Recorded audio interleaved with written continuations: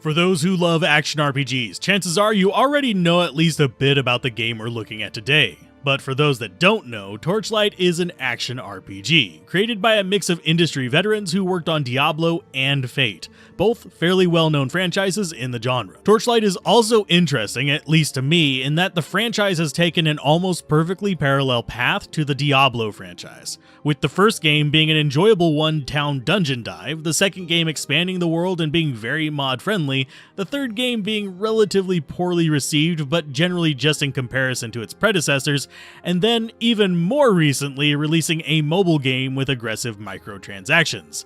And while I will get to each of these in future videos, I wanted to give each one at least a little bit of its own time in the sun. So as was mentioned, Torchlight 1 is a single town dungeon dive, much like Diablo 1. Though Torchlight does bring a lot more to the table in terms of quality of life, even if it does give up a bit in terms of atmosphere, since it opted for a much more readable cartoon style that still feels good to play but lacks the same gravity of Diablo 1.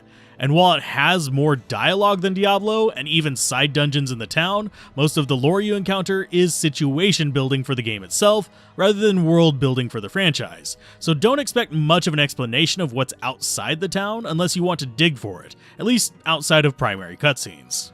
Now, lore-wise, you're basically an adventurer who comes to Torchlight, our main town, which is built on top of an ember mine, with one of the richest veins of the magical substance.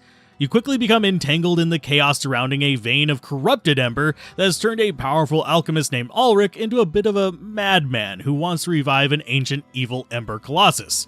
So we've got crystals, insane bad guys trying to revive great evils, and a level-by-level dungeon crawl. So this should seem vaguely familiar to the theme of a certain other game. We actually even have 3 classes for our protagonist. The Destroyer, which is your brawler and melee tank character, the Vanquisher, which is your female rogue who is built around ranged combat and traps, and of course the Alchemist, which is your magic-wielding but slightly squishy caster.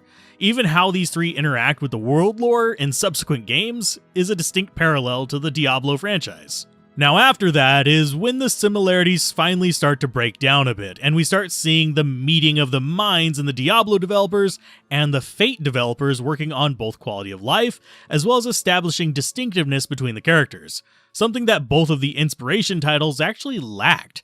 This is because Torchlight actually establishes proper skill trees for the classes, giving them distinct paths through the world that will feel fairly unique unless you intentionally go out of your way to avoid the class-specific aspects while playing. In terms of the classes, as said, they do have their own distinct flavors, though you will see some limited overlap with more generic skills that all of them can use. But the Alchemist will be the only one summoning imps, the Vanquisher will be the only one throwing traps, and the Destroyer will be the only one going into Hulk mode and smashing things.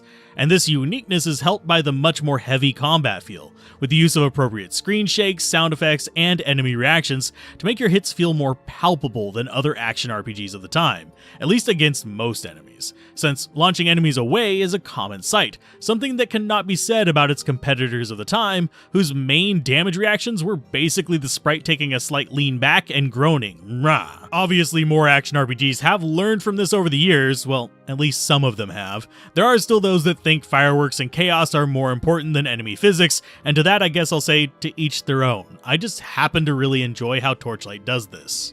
There's also a decent attention to quality of life in this game, though it does show its age on some things while still surpassing some modern games on others. You do still unfortunately carry tons of scrolls to identify stuff and also to portal back to town. That is, unless you're able to get a hold of the proper spell to cast it yourself, since yes, it does retain a remnant of spellbooks in the form of scrolls you can use to put generic spells on every class to use, with healing, town portals, and some summons and buffs being the main contenders, though there is also a little bit of damage spells too if you want an Ice Bolt Blasting Bruiser, for example. But it also has access to probably one of my favorite tools for trash disposal in dungeons: the pet. In most other games, once you're filled up, you have to trudge back to town and sell everything, or just start tossing it on the ground if you don't want it, with only a handful of exceptions to this rule.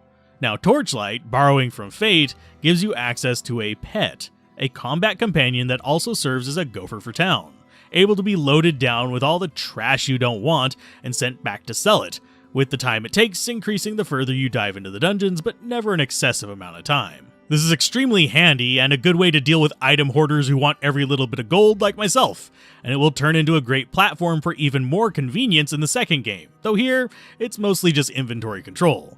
Though it does come with one flaw for me, that kind of causes item fatigue, and that is how this system is paired with the one item, one slot mentality. Whether it's a giant polearm or a single ring, it will take up one slot.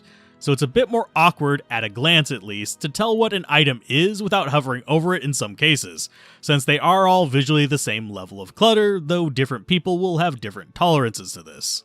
Now pets, as mentioned, do come with one more perk I already hinted at.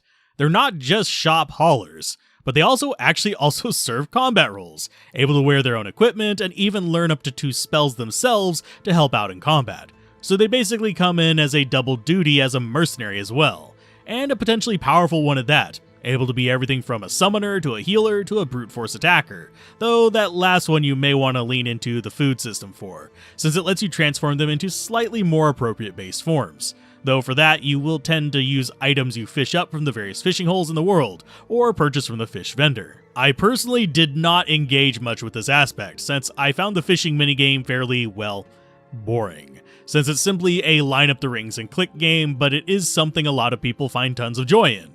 And I can absolutely see the ability to turn your pet dog or cat into a slime or arachnid to be a fairly big plus for some players. Now, unlike Diablo 1, which pretty much had the one dungeon unless you bought the unofficial expansion, Torchlight comes with a bit more of a lesson learned situation and actually includes randomized dungeons on the side, and it is one of the early examples of post-game content in the genre, with options both for challenge as well as just rewards and side quests. So if you get through the entire game and want to just play your character more, you can do that. You can also move on to New Game Plus by retiring a character and passing on an item, which unlocks more of these features, as well as tougher challenges, with the main thing you pass on being your fame, which gives you some perks in town. And as far as that item you pass on, you could just strip your character and send it through the shared stash instead, so it really is not a big deal to care about it, especially since once you retire a character, it cannot be played anymore, so you might as well get rid of the equipment. These post-game and side content type deals are not super complex, but they don't need to be. They're just randomized dungeons that give you more of what you're already enjoying in the game. So if the main storyline's 6 to 10 hours of content is not enough for you, there is plenty more to explore, especially if you're a fan of min-maxing. As far as the other aspects of the game, it surprisingly ages well, though that is mostly due to it being developed much later in the lifespan of action RPGs. So a lot of hard lessons had already been learned. But you will still wish for a few things if you're used to more modern games like Last Epoch or Grim Dawn. So don't expect deep customization beyond basic gear, skills, and stats that will start to feel a bit samey after a few playthroughs, especially since there is no deep crafting system, skill augmentation systems, or stat-based mechanics beyond what you can see on your sleeve. And while overall, as you can tell, it is a positive, albeit strictly single-player experience, there are still a few things worth nitpicking about it.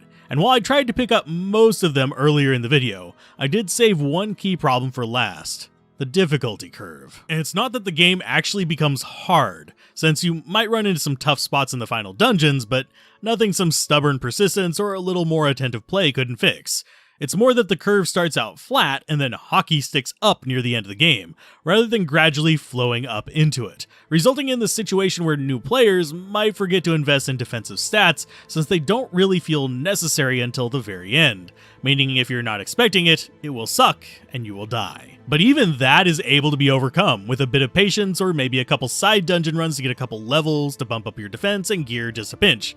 What was inexcusable, and despite the number of times I've played this title never fails to frustrate me, is the final boss, which honestly stands as one of the biggest letdowns in the thousands of games I've played over the course of my life, since it's not even a hard boss, it's just incredibly tedious. It has orders of magnitude more life than anything you've encountered previously, possibly even more than several of the previous bosses combined. It spawns massive waves of garbage that it then eats to heal itself, and it clutters the screen with garbage items by doing this the entire time, annoyingly messing with your clicks if you have a mobile build. And all this doesn't even make it difficult. It just makes it take forever, to the point where you will get bored even before the 1/4 mark on its life pool. The closest thing I could equate it to would be putting a Squidward nose on the Mona Lisa. You've got a ton of great systems and setups, and an enjoyable gameplay experience slapped with a massive bulbous lump of annoyance right as you get to the end. And if it wasn't for that, I would actually put it on par with Diablo 1 as far as the classics go. But this speed bump, bordering on a bugger off wall at the end, will just generally soil any impressions you had up to that point. So do I recommend playing it this many years later? Absolutely! It goes on sale for cheap as dirt multiple times a year, and it is quite fun up until that point, and it has plenty of replayable dungeons. Just know that last boss fight can piss right off.